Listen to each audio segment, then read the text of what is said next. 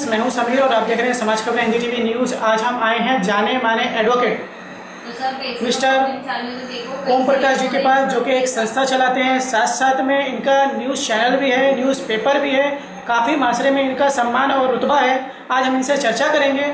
परवेज शेख के ऊपर इन्होंने एक न्यूज़ चलाई है, जो इसमें यह बताया गया है कि वो NGO बाकायदा लोगों को ठग रही है, परेशान कर रही है, उनके साथ अत्याचार तक कर रही है और लोगों को ID कार्ड देने के बहाने या देकर लोगों से पैसा वसूला जाता है नौकरी के नाम पे। तो हम इनसे जानेंगे कि ये सर हमें बताएंगे कि क्या इनके पास ऐसी कंप्लेन आई जिसकी वजह से उन्होंने ये न्यूज़ चलाई है।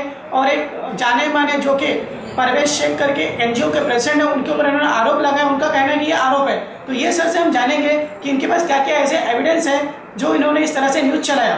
तो सर, हमारे चैनल में आपका स्वागत है। हम आपसे जानना चाहते हैं कि ये न्यूज़ चलाया जो आपने, आपके पास क्या क्या एविडेंस इसके बारे में है। समीर भाई, मैं आपको सबसे पहले शुक्रिया अदा करता हूं कि आपने जो मजलूम हैं, दबे कुचले वर्ग के लोग हैं, उनकी आवाज को उठाने का आपने जो बीड़ा उठाया है, उसके लिए मैं आपका शुक्रिया अदा करता हूं। मैं आपको बता दूं कि मेरे पास में कुछ दिनों पहले जो आपके मलाड पश्चिम मालूनी में रहने वाले कुछ दबे कुचले निहायत गरीब लोग हैं, वो मेरे पास में अपनी शिकायत लेकर के आए। तो सर कुछ बता सकते हो उनका? हाँ, अनीस, राजदेव और ऐसे 4-5 नाम हैं जो मतलब कि मैं आपको पेपर दे दूंगा। तो खासकर जो अनीस हैं और राजदेव यादव हैं, ऐसे लोग जो हैं वो मेरे पास में आए और उन्होंने मुझे लिखित में दिया कि सर मेरे साथ में गलत हुआ है, हमारे साथ में धोखा हुआ है और आप हमारी मदद करिए।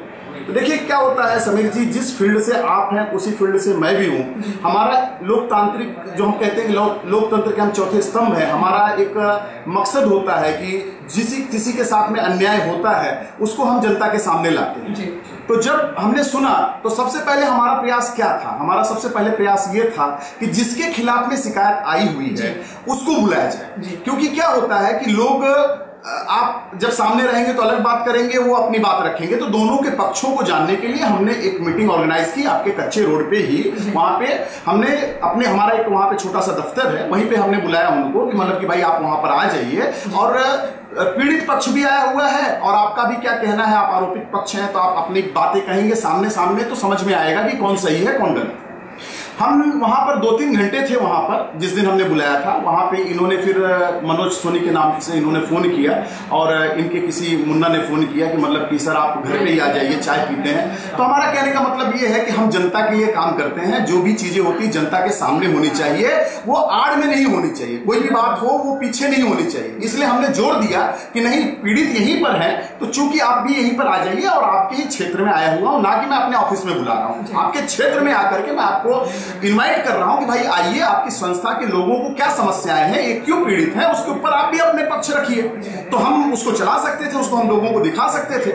लेकिन इन्होंने ये उचित नहीं समझा कि ये वहां पर आए। इस वजह से जो उन्होंने हमको शिकायत दी थी उसके अंदर हमको प्राथमिक रूप से, यानी कि शुरुआती दौर में हमको सही लगी, क्योंकि ये इन्होंने हमको समय नहीं दिया। तो मुद्दा क्या आया समीर जी, मैं आपको बताता हूं। मुद्दा ये आया कि उसमें से जो अनीस हैं, राजदेव यादव हैं, उसमें से जो प्रमुख नाम मुझे याद है वो मैं आपको बता रहा हूं। ऐसे 6-7 लोग पीड़ित हैं। तो इन लोगों ने यह आरोप लगाया कि उनको होम गार्ड में नौकरी लगवाने के नाम पर, जो मुझे लिखित शिकायत उन्होंने दिया, मुझे ही नहीं दिया है, उन्होंने पुलिस कमिश्नर को दिया हुआ है, मुंबई पुलिस कमिश्नर को दिया हुआ है, उन्होंने होम गार्ड DG को दिया हुआ है, उन्होंने चैरिटी कमिश्नर को दिया हुआ है, उन्होंने DCP को दिया है, ACP को दिया है, एडिशनल कमिश्नर को दिया है। जिसको उनको देना चाहिए, जो सही मार्ग पे होता है, वहां उन्होंने इसको दिया हुआ है। जिसकी कार्रवाई आगे होगी वो मुझे पूरा भरोसा है। लेकिन मसला क्या आता है, जो मैं जितना जानकार हूं, मैं आपसे चर्चा कर रहा हूं, लोगों को भी सामने आना चाहिए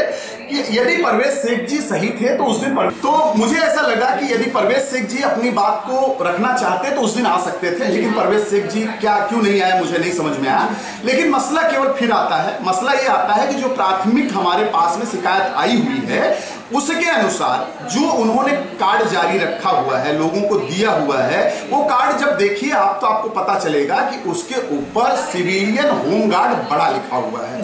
जबकि इनकी संस्था, पूरा जो इनका नाम है, सिविलियन होमगार्ड वेलफेयर एसोसिएशन है। तो आप कार्ड पर जब आप देखेंगे तो उस पर केवल सिविलियन होमगार्ड बड़ा लिखा हुआ है और वेलफेयर एसोसिएशन की जगह केवल WA लिखा हुआ है। पहली कमी यह है कि यदि आपकी संस्था है, आपका प्रेस है, आपकी कोई भी एनजीओ है, तो आप उसका पूरा नाम लिखिए ताकि लोग गुमराह न हो उसके अंदर।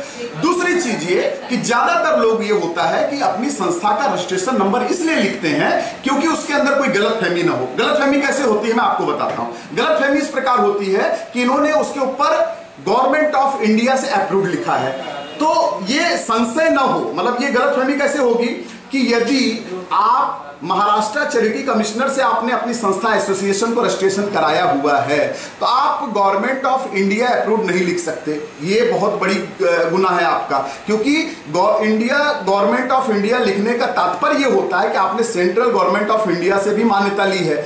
तो हमने ये कहा कि भाई जो गवर्नमेंट ऑफ इंडिया अप्रूव्ड आपने लिखा हुआ है उसकी जगह आप महाराष्ट्र गवर्नमेंट का भी आप लिख सकते थे, लेकिन उसके बाद में आपने उसके ऊपर इंडिया गवर्नमेंट लिख करके लोगों को ये कहा कि ये होम गार्ड में भर्ती कराया जाता है। उसके ऊपर आपने एक होम गार्ड के ऐसे अधिकारी की फोटो आपने लगाई है जो कि डिसमिस हुआ है, वहां से होम गार्ड डिपार्टमेंट से उसको डिसमिस कर दिया गया है, ननावरे, जो आप देवीदास ननावरे करके। तो आप अपने संस्था, अपने बैनर, अपने प्रोटोकॉल के माध्यम से जो है लोगों को गुमराह कर रहे हैं। मैं आरोप नहीं लगा रहा हूं, समीर जी, मैं आपको साफ कहता हूं, मैं आरोप नहीं लगा रहा हूं। मेरे पास में जो पीड़ित आए हुए हैं उनकी जो पीड़ा है वो मैं आपके सामने व्यक्त कर रहा हूं। मैं कौन होता हूं? मेरी परवेश शेख से कोई जाति दुश्मनी नहीं। परवेश शेख से तो मैं अभी पहली बार मेरी मुलाकात होती, मैं मिला भी नहीं हूं। लेकिन जो लोग मेरे पास में आए, जो पीड़ा लेकर के आए हैं, उन्होंने जो लिखित शिकायत दी है, लिखित शिकायत की जांच होनी चाहिए कि आखिर इसके अंदर ऐसा क्यों किया गया और उनसे कितने पैसे लिए गए और कार्ड कितने में बेचा गया, उनसे नौकरी लगवाने के नाम पे क्या आश्वासन दिया गया और कितना पैसा लिया गया। किसी किसी को तो उन्होंने जमीन देने का वादा किया था, किसी किसी को उन्होंने रूम देने का वादा किया था। ऐसी जो शिकायतें आ रही हैं, ज्यादातर देखिए एनजीओ में कौन जुड़ता है? एनजीओ में हमेशा आप गौर करेंगे तो दबे कुचले गरीब लोग, जो असहाय है, मासूम है, जिनकी कोई नहीं सुनता, ऐसे लोग एनजीओ में, एसोसिएशन में जुड़ते हैं। तो उनका मकसद होता है कि उनको उसमें मदद की जाएगी, यानी उनकी उसमें रक्षा की जाएगी। जब वही भक्षक बन जाएंगे, वही उनका शोषण करने लगेंगे, तो ये दबे कुचले वर्ग लोग जाएंगे कहां? तो उन्होंने हमारे पास में आए और उनकी आवाज मैं आपके माध्यम से शासन प्रशासन के सामने प्रस्तुत करना चाहता हूं। मैं चाहता हूं कि इसके अंदर सख्त कार्रवाई हो और उचित इसके अंदर जो है ज्यादा से ज्यादा ठोस तरीके से इसके अंदर जो है इसकी शोध हो इसके अंदर, ये मैं चाहता हूं। जैसे कि उनका जो बैनर है उसके अंदर बड़े बड़े अधिकारी को, जैसे हैदर आजम है जी, माइनॉरिटी के बीजेपी के हैं जी, और इस वक्त हमारे एमएलए असलम शेख जो कि इस टाइम पे साउथ मुंबई के जी पालक मंत्री हैं, उनका फोटो डाला गया। ये सब का मीनिंग क्या आप निकालेंगे? देखिए, मैं जहां तक मैं मीनिंग निकालूंगा, मैं भी चूंकि एनजीओ चलाता हूं, मैं भी प्रेस चलाता हूं, लेकिन हम कहीं पे भी किसी संवैधानिक पद वाले अधिकारी का या व्यक्ति का हम वहां पर फोटो नहीं डालते। ये पक्की खबर है, क्योंकि क्या होता है कि इसका दर्शाने का मतलब ये है कि असलम शेख जी जो हैं या हैदर आजम जी जो हैं या जिस होमगार्ड के अधिकारी का इन्होंने उसमें फोटो डाला है, या उस बैनर पे जितने भी अधिकारी या पुलिस प्रशासन का फोटो डाला है, वो लोग इनकी संस्था से संलग्न है, ये उससे ये दर्शाने की कोशिश होती है। तो मेरी नजर में साफ साफ ये लोगों को गुमराह करने का तरीका है। जैसे आपने बताया, अभी 1 साल पहले भी आपने बताया कि कुछ आपके पास कंप्लेन आई, तो उसके बारे में पूरा खुलासा करेंगे? देखिए, जो मेरे पास में शिकायत जब आई तो मैंने जब उसको जांचा तो मुझे ये पता चला कि कुछ लोगों से तो उनका मसला कई सालों से चल रहा है। जैसे मैंने बताया आपको कि राजदेव यादव, जिसको उन्होंने घर देने का, मकान देने का वादा किया था और बाद में उसको उन्होंने बेदखल कर दिया, उसको मारपीट करके बाहर कर दिया, तो उसके माध्यम से उनके ऊपर एक जो FIR हुई है, हाउस टेरा पास का केस हुआ है, उसकी FIR भी मैंने जांची तो पता चला कि सही है।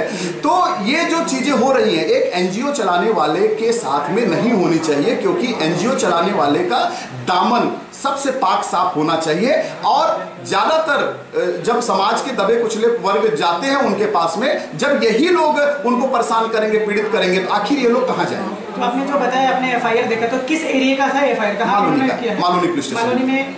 मालोनी किस जगह पे इन्होंने ऐसा किया था? अंबुजवाड़ी करके एक जगह है, जो कि मतलब कि मैं गया नहीं हूं, लेकिन मतलब मैंने नाम सुना हुआ है, अंबुजवाड़ी। और चूंकि मालोनी पुलिस स्टेशन से संबंध है तो मैंने इतना ही देखा कि मालोनी पुलिस स्टेशन में इनके खिलाफ में जो FIR दर्ज है वो हाउस टेरा पास को लेकर के है। और ये जो होता है कि एनजीओ वाले ही अवैध निर्माण में चले जाएंगे, एनजीओ वाले ही जमीन कब्जा करने लगेंगे, एनजीओ वाले ही हाउस टेरा पास करने लगेंगे, एनजीओ वाले ही पीड़ा पहुंचाने लगेंगे, तो आखिर एनजीओ का मतलब क्या रह गया? तो हमने जो कि एक अच्छे सोशल वर्कर हैं, साथ साथ में एडवोकेट हैं और सर एक नामी पत्रकार भी हैं, ये खुद उसके एडिटर भी हैं, संपादक भी हैं। इन्होंने इस तरह से इस बात को क्लियर किया कि मिस्टर परवेज जो है लोगों को धोखा दे रहे हैं, अवैध कब्जा कर रहे हैं एनजीओ के नाम पे। अब हम इसके आगे की स्टोरी मिस्टर परवेज से जानेंगे, जो कि इन सर का भी कहना है इन्हें मिस्टर परवेज को बुलाया था, लेकिन परवेज मिस्टर नहीं आए। तो जिस तरह पत्रकार जो होता है उसका अधिकार होता है कि दोनों तरफ की पक्ष जाने और बात करें। अगर सामने वाला पक्ष नहीं आता है तो हमें जितना समझ में आता है हम जनता को बता सकते हैं, यह हमारा अधिकार है। उन्होंने भी यही किया। तो हमारा चैनल देखने के लिए आप सभी का धन्यवाद। हम मिलते हैं अपनी अगली स्टोरी में आपसे कल, और हम आपसे लेते हैं विदा। समाज की खबरें हिंदी न्यूज चैनल को सब्सक्राइब करें, बेल आइकन दबाना ना भूलें। अगर आपको अच्छा लगे तो लाइक और शेयर भी जरूर करें। अगर आपको हमारे साथ जुड़ना चाहते हैं, अगर किसी भी तरीके का न्यूज या एडवर्टाइजमेंट देना चाहते हैं, तो आप हमें इस नंबर पर कॉल करें 7666471110। धन्यवाद।